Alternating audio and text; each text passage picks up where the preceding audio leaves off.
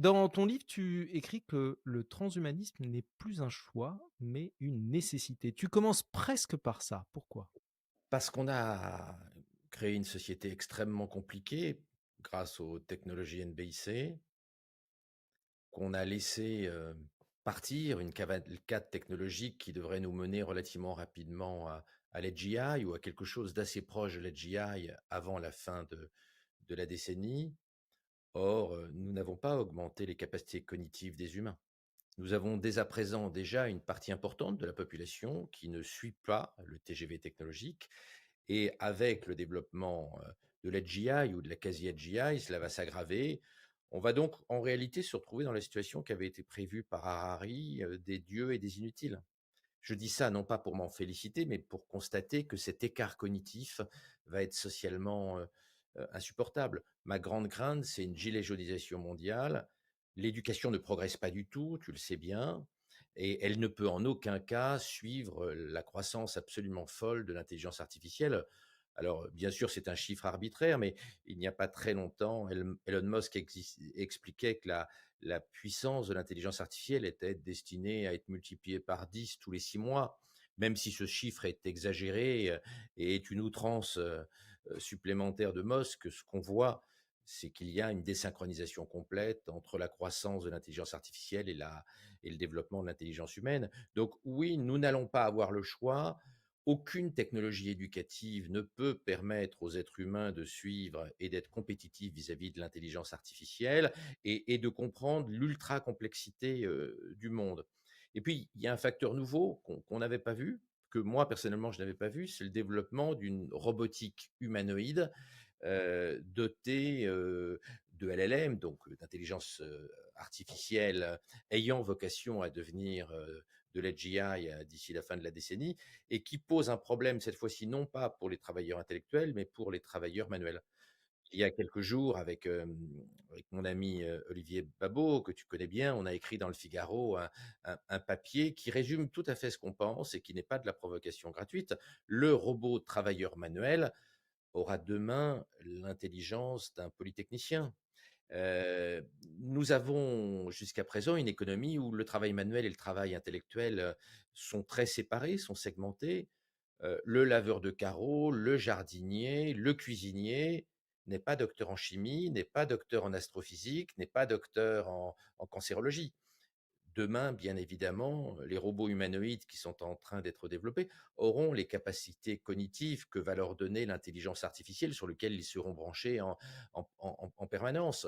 Donc, quelle sera la compétitivité du laveur de carreaux 39 heures de 2035 face aux robots laveurs de carreaux travaillant 23 heures sur 24 et ayant des capacités intellectuelles lui permettant de mener des tâches multiples. On peut dire la même chose d'ailleurs des robots humanoïdes qui pourraient travailler dans nos maisons plus tard, si cette robotique se développe effectivement, hein, comme Elon Musk l'envisage.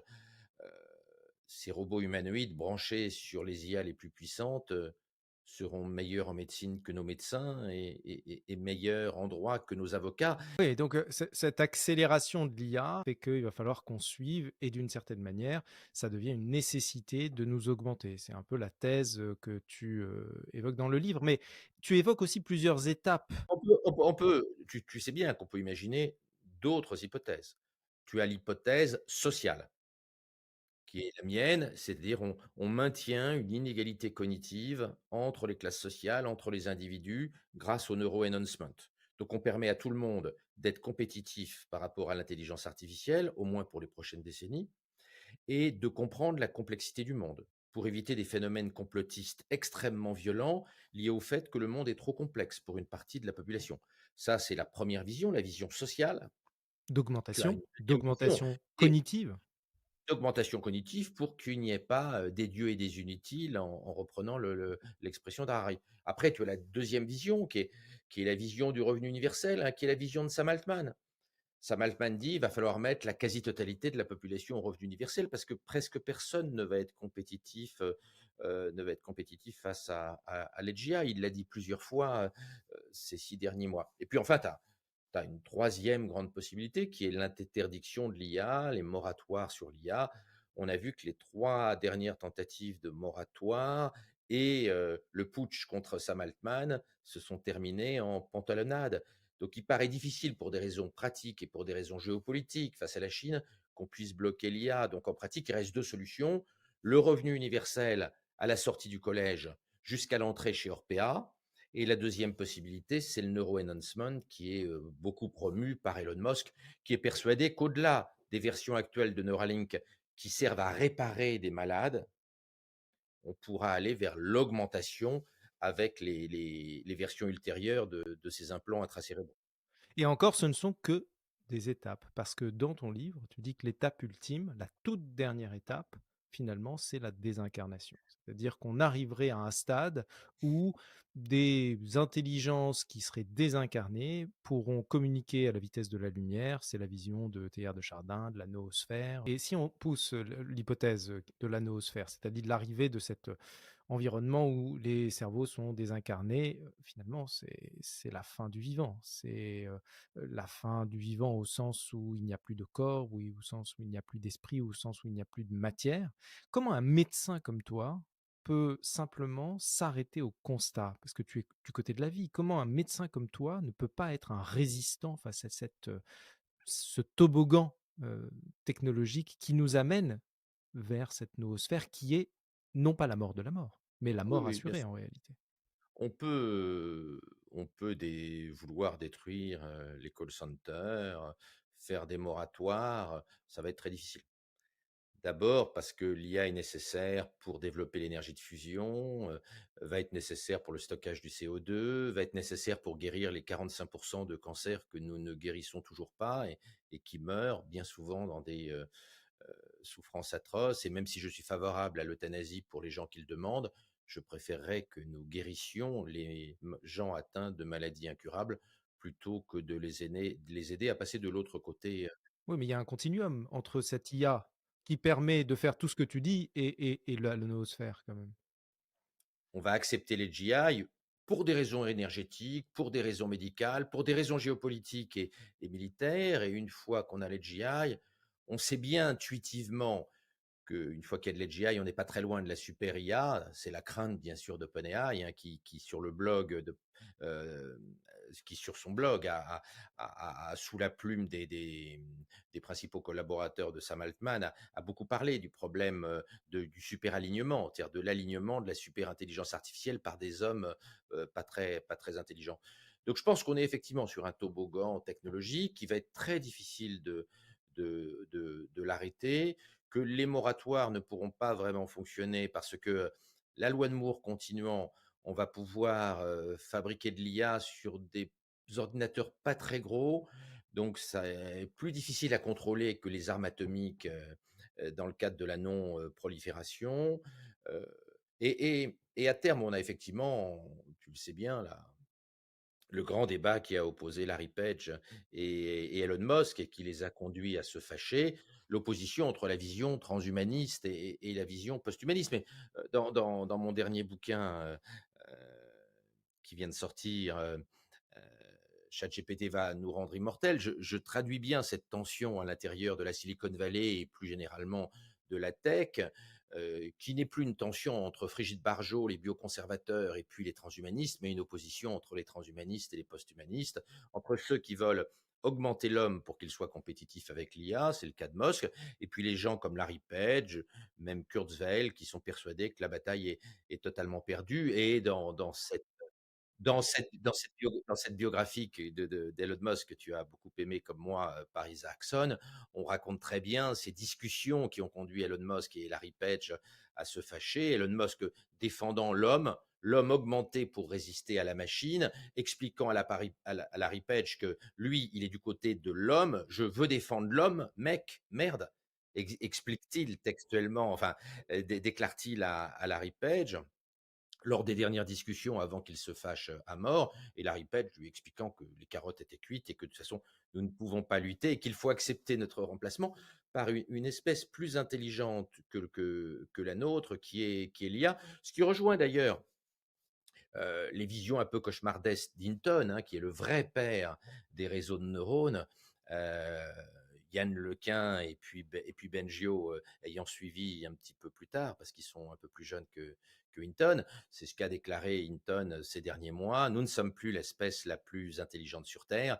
et je suis très inquiet», nous dit-il, «sur l'avenir de l'humanité». Il a même cité dans le Financial Times du 19 février dernier, dans une interview qu'il a donnée à Thornhill, qui est le spécialiste de la tech du Financial Times, il a dit: «J'estime qu'il y a 10% de chances que l'intelligence artificielle extermine la totalité de l'humanité, wipe out, d'ici 2044». Donc, cette crainte de notre dépassement, voire de l'extermination, elle s'oppose radicalement aux tenants de l'augmentation transhumaniste de Musk. Et finalement, C'est là-dessus, drôle parce que Musk, là, pour le coup, c'est un modéré face à des gens comme Larry Page. Et dans cette, entre ces deux visions, toi, ultra modéré, et toi, entre ces deux visions, où est-ce que tu te situes? écoute, si on me demandait mon avis heu, et si j'étais un démiurge, moi, j'aimerais bien vivre 1 milliard d'années avec un corps biologique et acheter chaque année la nouvelle version, du guide Michelin, garder, des passions et des violences humaines. C'est le scénario que je trouve le plus sympathique. Oui, fondamentalement, Elon Musk, même si je suis nettement moins complotiste, c'est un euphémisme, et anti-vax que peut l'être, Elon Musk. Ça, c'est mon souhait. En 1938, j'aurais souhaité qu'Hitler soit gentil, et en 2024, j'aimerais bien que, Poutine soit gentil. Donc entre, mes souhaits, mes désirs, mes fantasmes géopolitiques et technologiques et puis ce que je pense, il y a un écart. Ce que je pense aujourd'hui, c'est que nous nous préparons tellement, tellement, tellement, tellement mal à l'explosion de l'intelligence artificielle, nous sommes tellement peu près que des scénarios de dépassement sont quand même possibles. La réalité, c'est que l'éducation nationale n'est pas prête, la société civile a beaucoup de mal à suivre, le débat n'est même pas enclenché. Oui, on aurait pu imaginer un meilleur équilibre entre l'intelligence artificielle et l'intelligence biologique. Il aurait fallu que les élites politiques s'intéressent au sujet. Il aurait fallu que Sam Altman soit moins bon et que finalement on aille moins vite vers l'AGI.